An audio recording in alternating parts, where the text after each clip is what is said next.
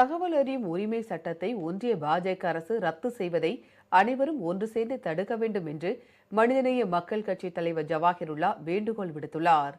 சென்னை பழைய வண்ணாரப்பேட்டையில் நடைபெற்ற பொதுக்கூட்டத்தில் பங்கேற்ற பின் செய்தியாளர்களை சந்தித்த அவர், தகவல் அறியும் உரிமை சட்டத்தை நீக்க ஒன்றிய அரசு திட்டமிட்டுள்ளதாக மனித உரிமை ஆர்வலர்களும் சமூக ஆர்வலர்களும் தெரிவித்து வருவதாக கூறியுள்ளார்.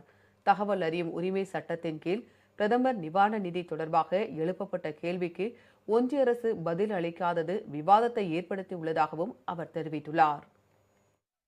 மத்திய அமைச்சர் நிர்மலா சீதாராமன் அவர்கள் தாக்கல் செய்திருக்கின்ற அந்த பொருளாதார ஆய்வறிக்கையை படித்து பார்க்கும்போது இந்த தகவல் பெறும் உரிமை சட்டத்தை நீக்கிவிடுவார்கள் என்ற அச்சப்பாடு மனித உரிமை ஆர்வலர்களுக்கும் சமூக ஆர்வலர்களுக்கும் பெரிதும் ஏற்பட்டிருக்கிறது.